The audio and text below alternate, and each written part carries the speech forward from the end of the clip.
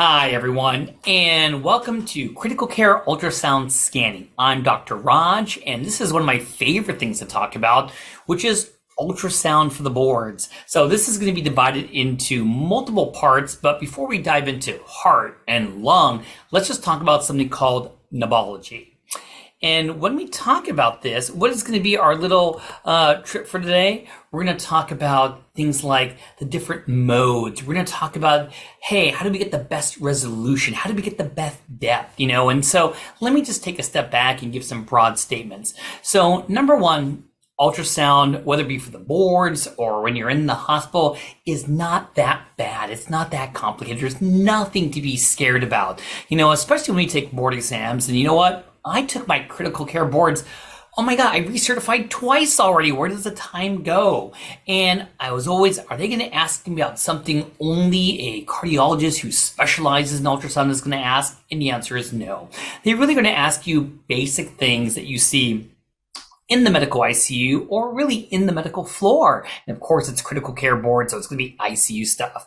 And now when we talk about, ultrasound in general, I will say this is that, why do they ask it on the boards and why don't they go too in depth, is because, a lot of people are using ultrasound, but not every hospital. I know that here in a university center, every time we have a code, my poor fellows are running in, bringing their ultrasound machine. So we may use it a lot, but in private practice, you may not use it as often.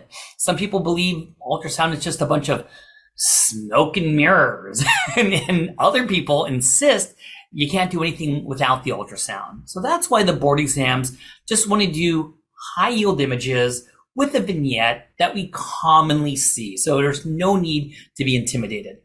And when we talk about ultrasound, I'll say this 1,000 times, is that don't be focused on which is going to be the exact model that you're going to be using, because it's the concepts. Everyone has a different ultrasound in their hospital, in their ICU, and clinically, when you practice, you want to know the ultrasound machine that you use all the time. For right now, for board exams, it's really about trying to acquire the image, interpret the image, versus memorizing exactly where each button is located.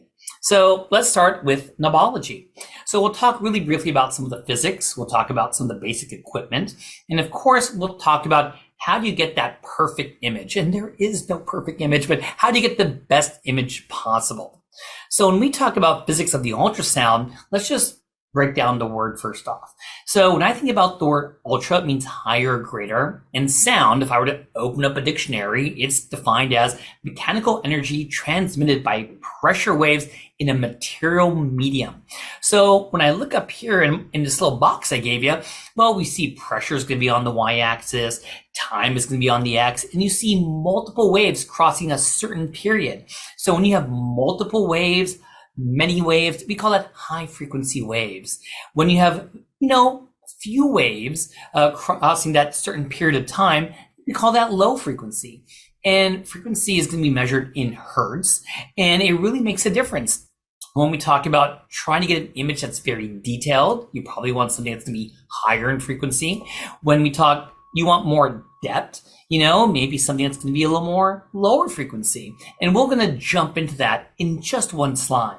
But when we talk about ultrasound, well, I was going to mention that sound in general can be divided into three broad categories.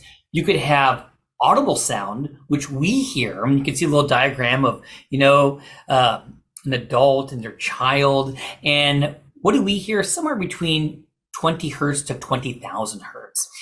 On the left of that, there's something called infrasound, and that's inaudible. Or you could have ultrasound, which is what bats hear, and that's going to be over 20,000 hertz, So when we talk about medical ultrasound, we're talking about in that red zone, as you could see, that's going to be that over 20,000 hertz. So what really determines the penetration and the resolution when you're grabbing that ultrasound probe to get details or to get depth, and once again, we mentioned about that wavelength over here. And what did we say? That, if you're going to be high frequency, many waves over that certain period of time, that's going to be really good when we talk about getting some really, really nice resolution, And when we talk about the high frequency probe, well, since you got a high resolution, you're going to have to sacrifice a little bit when we talk about penetration, how deep you can go. And the classic example is going to be when we talk about a air quote vascular probe. So when you look at these examples up here on the right, what am I showing? This is something where one of my fellows or residents is doing a central line, probably an internal jugular central line. And because, it's very superficial, the IJ is just going to be a centimeter or so right from the surface of the skin, that you want to have good resolution. You want to clearly see what's going to be a vein, what's going to be an artery. You want to know if it's compressible. You want to know other structures over there. And of course, you're going to be putting that needle right into that vein appropriately. So when we talk about a vascular probe, looking to do a central line, especially when we talk about doing an ultrasound guided internal jugular line, you'd use the high frequency probe. Now, when something's going to be low frequency, going back a slide, I said it's going to be, less waves over that certain period of time. And when we talk about low frequency, well, we're going to be sacrificing the resolution, but we're going to get excellent penetration. So when would I use a low frequency probe? When I think about maybe looking in the abdomen, looking at the heart. So anytime I'm doing, let's say, a paracentesis, someone who has ascites, I want to sample it. Someone who has a pleural effusion, I want to sample that effusion. I want to use that low frequency probe. Sometimes we call it an abdominal probe or a cardiac probe, and we'll get more detailed, during this presentation. So how does the ultrasound work? So the probe itself is composed of what's called piezoelectric crystals, and they are arranged in different arrays. There's a linear array, there's a convex array.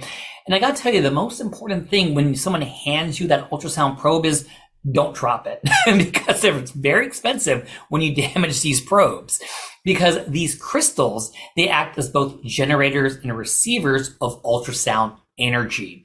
So what do these probes do? They convert electrical energy to mechanical energy. They do that by vibrating the crystals and vice versa. So when you look at this diagram over here, this is going to be our probe. There's the electrical impulse coming in. There's your crystals over here, and it converts that electrical energy to sound, And it's hitting in the organ. And then vice versa, you see these, the beam returning to the probe, and it's going to convert it back to electrical energy. So that's going to be one of the most important parts, is the probe composed of these piezoelectric crystals. So let's talk about these waves. What waves? These sound waves. So these are going to be sound waves hitting the organ, sound waves going back to the probe itself. What's going to happen to them? So when we talk about what happens to sound waves when they hit a tissue surface, I'm not being too specific, well, they could do one of four things. They could reflect, and that means that it bounces back just like a mirror. They could reflect. They could refract, which means it penetrates at a different angle.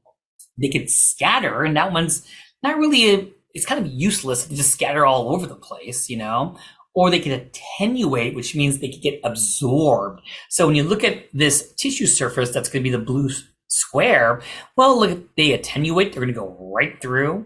If they reflect, they go right back, bounce right to that probe over there. Or I said they could refract. And when we talk about refraction, they could penetrate at a very specific angle, which you could see here in the lighter blue. So when we talk about, what are we going to see on the ultrasound, the screen itself, we're going to use different terminologies when we talk about the echogenicity of different organs or different targets. So we could use a terminology, it could be hyperechoic, which means it's going to be very white, And what does that mean? Is that most of the sound waves are going to be what? Reflected. Most of the sound waves are going to what? Bounce back just like a mirror. Oh, very few are transmitted. And the classic example of this are things with lots of calcium. Things like bone. It's going to be very hyperechoic. Hypoechoic is probably what we see most commonly. The waves are going to be partially reflected. Some will be transmitted, some with refraction, some with attenuation. And when we think about what has the classic context of a hypoechoic structure, it's going to be like a lymph node. So what did I put up here in the top box? This is going to be some of the lymph nodes that are going to be in the mediastinum. You can see your classic subcarinal nodes, and what is this over here where some of my pulmonologists who tend to do something called an EBUS. I mean, this is going to be doing an EBUS trying to biopsy one of these nodes over here. Bone, I mentioned, is very hyperechoic, and you can see the hyperechoic, very white line over here. And anechoic, which is down here, is essentially just black. There's no reflection. All the sound waves are going to be what? Attenuated. Let me go back one slide. They're actually going to be absorbed, and it comes out black. So of course, right here in the bottom right box, what did I put here? A classic pleural effusion. This is probably going to be a classic transudate, maybe from CHF, nephrotic, cirrhotic, and it's just black. It's anechoic. Good. And when we talk about the enemy of ultrasound, who are the enemies of ultrasound? It's going to be air and bone and air and bone. Okay, so just remember that.